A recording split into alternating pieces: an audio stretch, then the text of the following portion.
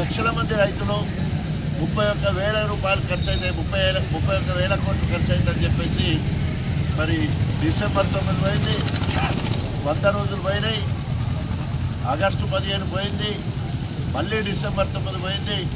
ఇప్పటి వరకు మరి ఇచ్చిన పైసలు ఏంటంటే 18,000 కోట్ల రూపాయలు అని చెప్తున్నారు. ఎంతమందికి ఇచ్చిందంటే 22 లక్షల మందికి ఇచ్చిరని చెప్తున్నారు. అంటే ఇంకా 20 లక్షల మందికి ఇవ్వలేదని చెప్పేసి మరి వాళ్ళంతటా వాళ్ళే ఒప్పుకునే పరిస్థితి.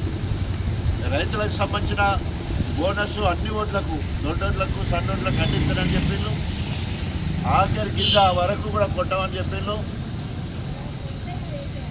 ఒడ్లు కొనకపోవడమే కాకుండా ఆఖరి గింజకు పైసలు ఇస్తారని చెప్పి సన్నాలకు ఇస్తారని సన్నాయి నొక్కిళ్ళు.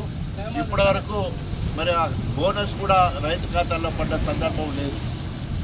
ఇక మూడవది రైతు భరోసా విషయంలో కేసీఆర్ గారు విచారణకు వేసినట్టు ఎకరాకు 10,000 ఇచ్చిండు.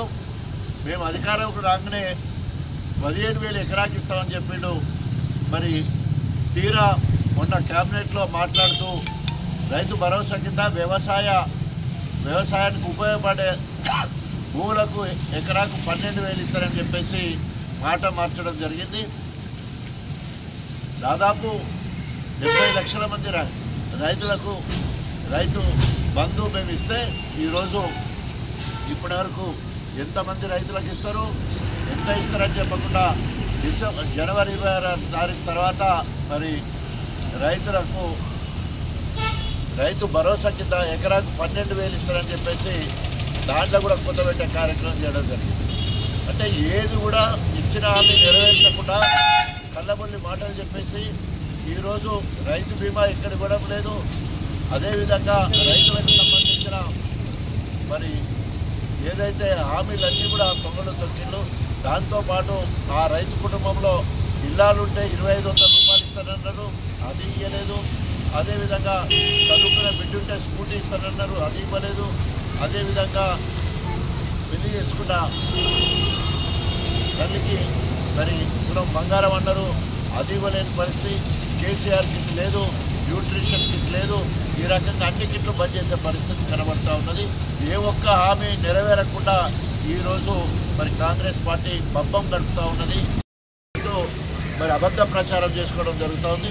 ఫిబ్రవరి 27వ తారీఖు 2023 సంవత్సరంలో 104 కోట్లతోటి మరి మిగిలిన ప్రాంతాలు ఏదైతే నారాయణగిరి కావచ్చు, ఉప్పారం కావచ్చు, కమ్మరిపేట కావచ్చు, వేలేరు కావచ్చు, పీసర కావచ్చు, మద్దెలగూడెం కావచ్చు, వీటన్నిటికీ నీళ్ళు ఇవ్వడం కోసం దాదాపు 104 కోట్ల రూపాయలు మరి కేసీఆర్ గారు మంజూరు చేయడం జరిగింది.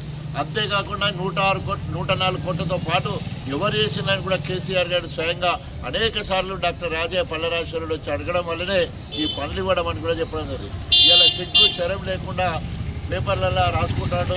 మొత్తం కూడా అది నేనే 104 కోట్లు తెచ్చినా నేనే పనులు ప్రారంభిస్తున్నా అని చెప్పేసి కేటీఆర్ గారు స్వయంగా వచ్చి ఆ పనులు ప్రారంభిస్తే సిగ్గు శరం లేకుండా ఇవాళ మళ్ళీ వేలేరులో మళ్ళీ పనులు ప్రారంభిస్తున్నట్టు పేపర్లో మనం చూసినాం.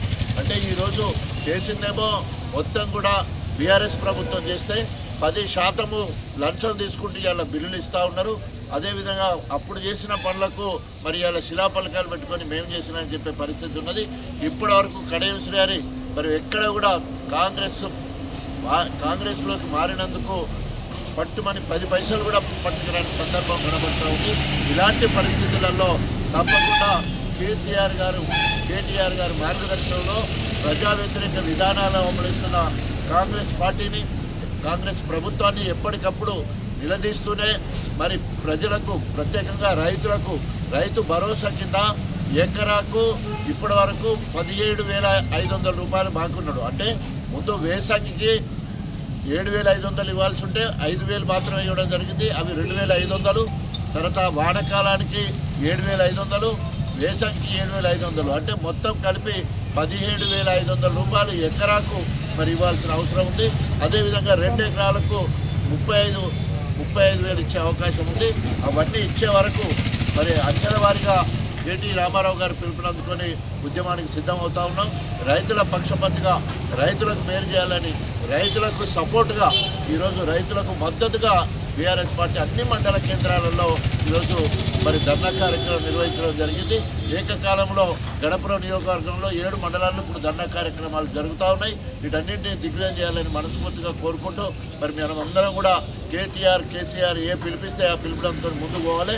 అట్ ద సేమ్ టైం ఈరోజు ఇక్కడ ప్రజా వ్యతిరేక విధానం అనుభవిస్తూ సిగ్గు శరం లేకుండా మరి బీఆర్ఎస్ పార్టీ నుండి కలిసి కాంగ్రెస్ పక్షాన ఊర్లకు తిరిగి వస్తున్న కడియం శ్రేయాన్ని తరిమి కొట్టాలని హెచ్చరిస్తూ రాబోయే రోజుల్లో మరింత పోరాటాలకు సిద్ధం కావాలని మనస్ఫూర్తిగా కోరుకుంటూ సెలవు తీసుకున్నా. జై తెలంగాణ, జై తెలంగాణ, జై తెలంగాణ.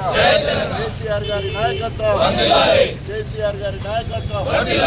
Congress party, Congress party. రైతు వ్యతిరేక విధానాలు రేవంత్ రెడ్డి, రైతు వ్యతిరేక విధానాలు ఇస్తున్న రేవంత్ రెడ్డి, రేవంత్ రెడ్డి. జై తెలంగాణ, జై తెలంగాణ.